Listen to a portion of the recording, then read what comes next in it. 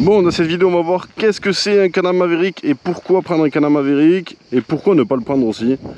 Première partie, il y a un petit peu de vent, je me suis décalé, je viens d'écouter les rushs, donc s'il y a du vent excusez-moi, je sais que le son s'entend, c'est pas top, mais voilà, on fait avec. Yop les gars, bon comme vous le savez, j'ai acheté un buggy mais vous inquiétez pas, j'ai pas vendu les quads, ils sont toujours là. J'ai envie de vous faire un point sur le buggy, un point sur le quad et un point sur ce que ça vaut. Est-ce que ça vaut réellement le coup de passer sur un buggy? Pourquoi ce modèle? Pourquoi pas un autre? En gros, celui-ci c'est le Can-Am Maverick de 2017, le Maverick tout court, le 1000.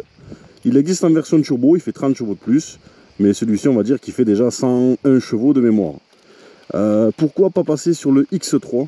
Parce que le X3 en fait il coûte 50 000 euros, 45 000 euros neuf. Et ça, c'est quelque chose qu'on va toucher autour des 15 000 euros d'occasion. Là, c'est neuf. Si tu veux avoir le même neuf, ça ne sera pas le même modèle parce qu'ils sont partis sur une nouvelle génération. Ça sera 25 000 euros le moins cher en 1000. Donc, qu'est-ce qu'il y a à savoir sur ces buggy? Déjà, il y a plusieurs défauts. On va parler des défauts et après, je vais faire un point sur les qualités de ce buggy et pourquoi aussi par rapport au quad. Mais avant de commencer par le quad, je vais vous dire pourquoi ce modèle. Ouais, on va pas abuser quand même. Pourquoi le 1000R Can-Am Maverick? Alors pourquoi? Parce qu'il est seulement réputé comme le 400 LTZ, Suzuki 400 LTZ chez les quads. Mais de chez Can-Am en fait, c'est le buggy 400 LTZ, je préfère, c'est le buggy incassable. Anecdote, j'ai fait 800 km, j'ai déjà cassé le moteur. Là je repars sur un moteur neuf, totalement monté en neuf. 0 km actuellement, je crois qu'il a 330 km, quelque chose comme ça, on peut regarder ensemble. Hop. Je sais pas si on va le voir. 335 km. Donc voilà. J'ai pas eu de chance. Dans le sens où, voilà, la réputation de ce buggy, c'est incassable 400 LTZ. C'est comme un 400 LTZ chez les quads, sauf que c'est un buggy. Malheureusement, ça n'a pas été le cas pour moi. Je dis, j'ai fait 3 sorties avec, une courroie d'entrée. Ensuite, j'ai enchaîné par une billette de direction que vous avez vu certainement sur le TikTok. Et la troisième panne qui a été seulement une casse moteur complète.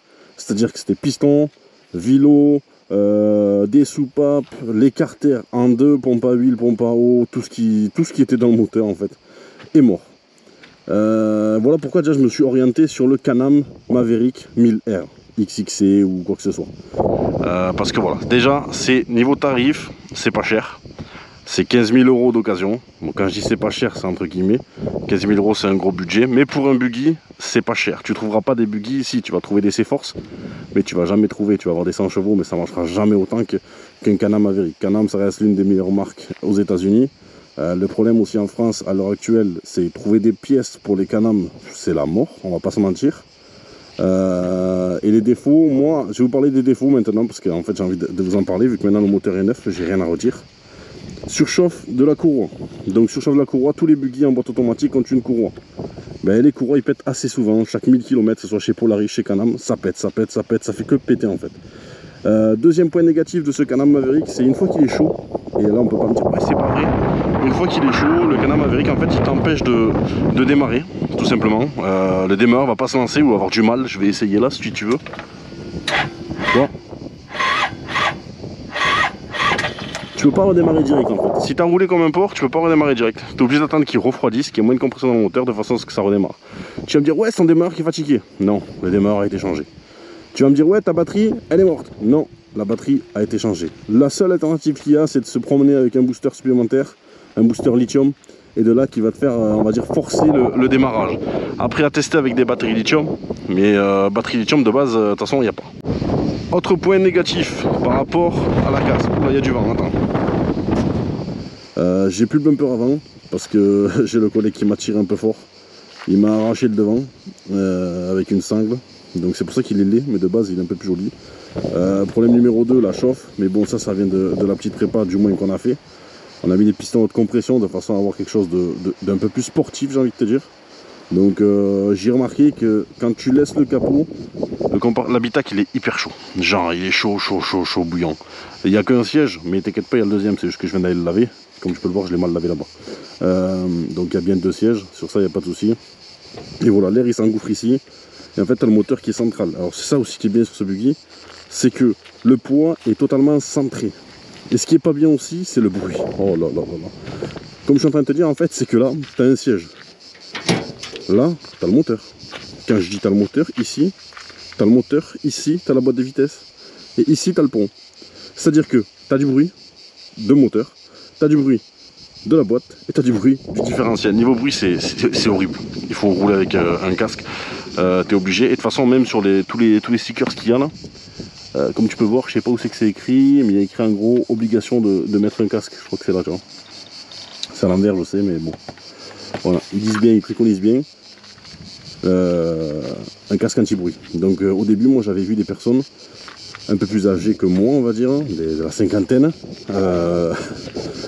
avec des casques anti-bruit en fait, et des intercoms. Marie et sa femme, en fait, ils roulaient avec des casques anti-bruit, un intercom modifié à l'intérieur du casque, et voilà. Et je me dis, putain, mais en fait, ils sont bizarres ces gens. En fait, non, ils sont pas bizarres, ils ont raison. Ils ont totalement raison parce que c'est horrible, horrible à supporter. Après, sur le prix aussi, je vais rajouter quelque chose, c'est les options. De base, les gars, ce buggy n'a pas de toit. Donc déjà, tu peux pas. C'est impossible, il fait trop chaud, t'as le soleil dans la tête la journée, c'est impossible.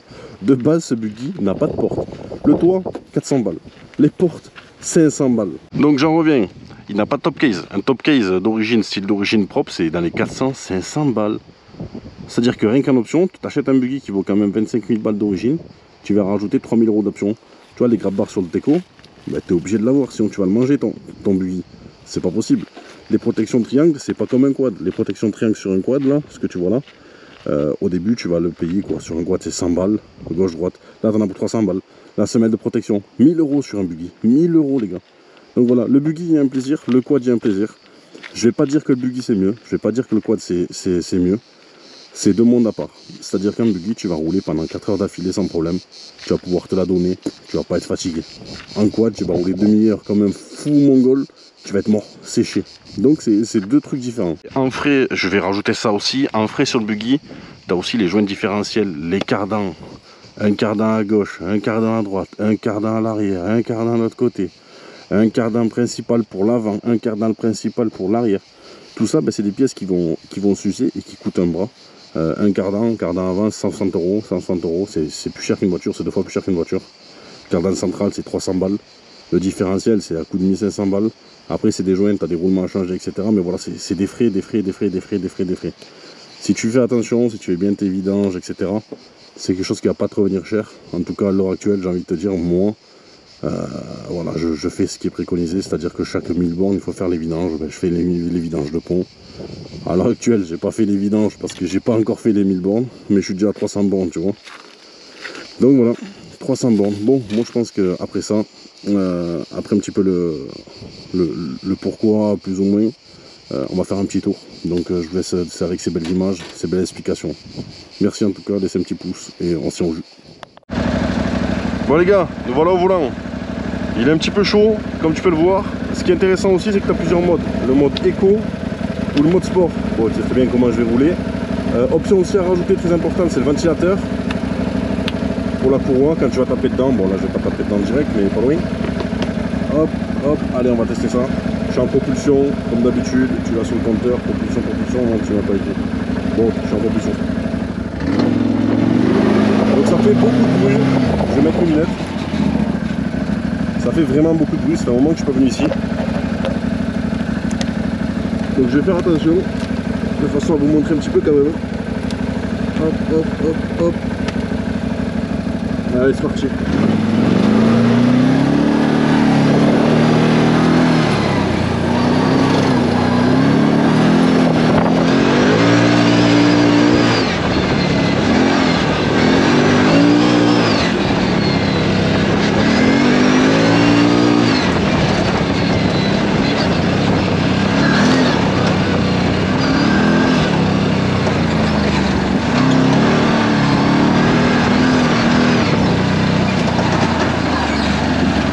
Parcours saté, oh putain, c'est devenu un parcours saté ça quoi.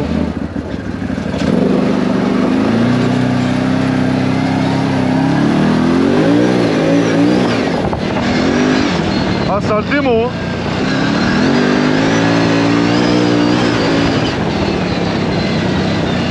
Attention qu'il n'y ait pas de voiture hein.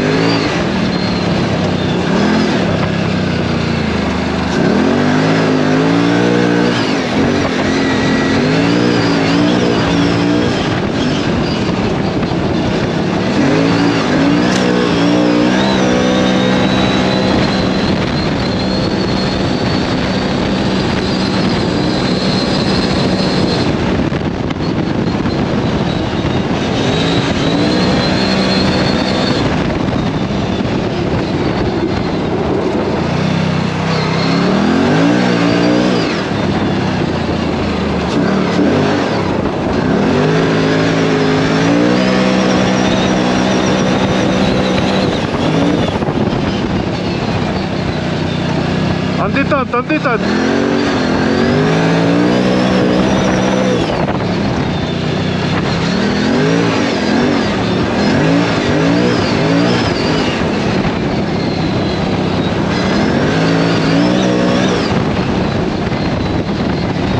Qu'est-ce que ça marche les gars? Je veux même pas parler quoi. C'est un plaisir les gars. Ça vaut des sous mais putain que ça marche. Et encore je suis pas à l'aise, j'ai pas les gants.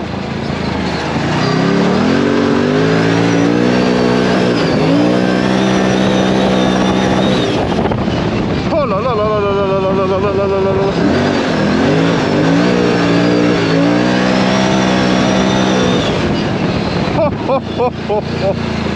Voilà ce que c'est les gars, le plaisir de ce putain de buggy quoi. C'est un truc de fou malade. Oh là là là là là là, le kiff, le kiff. Oh. Comme je le dis moi, c'est une BM sous la pluie.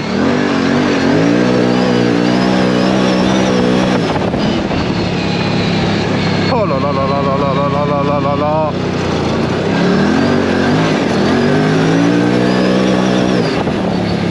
Comme ça marche.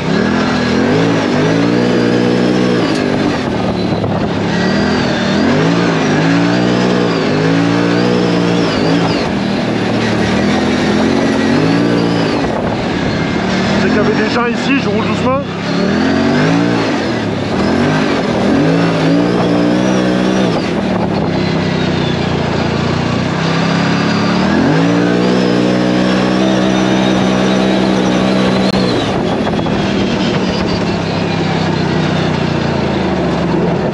Madame et son chien, non, il n'y a plus la madame et son chien.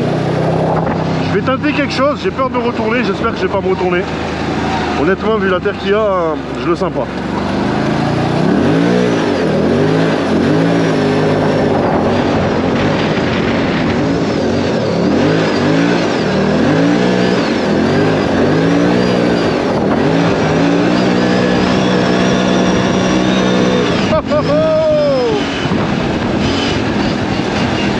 Ça c'est le kiff ça.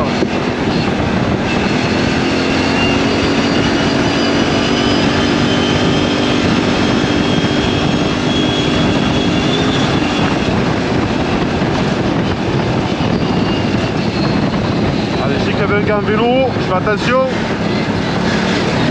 J'espère que vous ressentez les sensations du buggy, tu vois.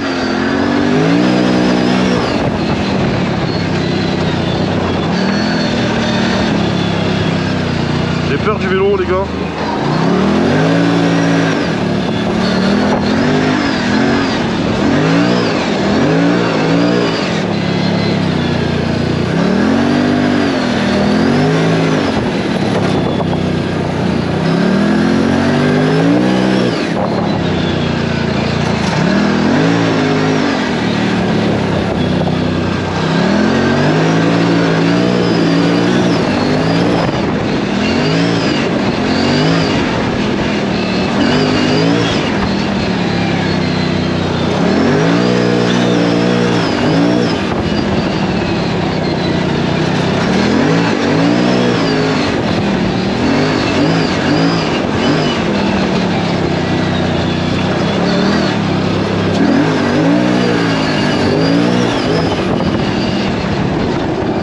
Tu vois aussi un buggy, rien ne t'empêche, oh, hop hop.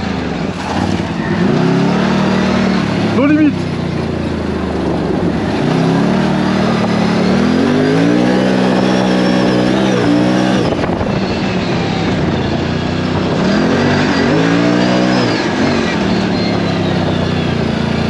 Bon allez.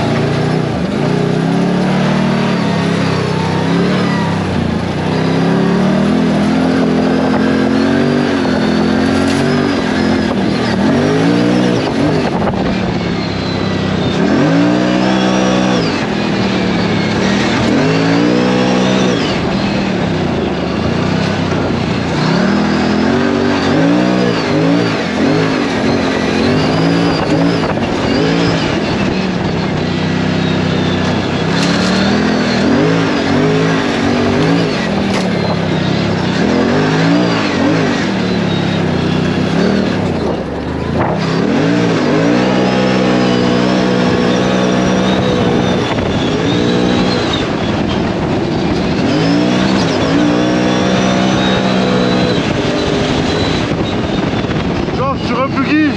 On va avoir une conduite de pirate un peu.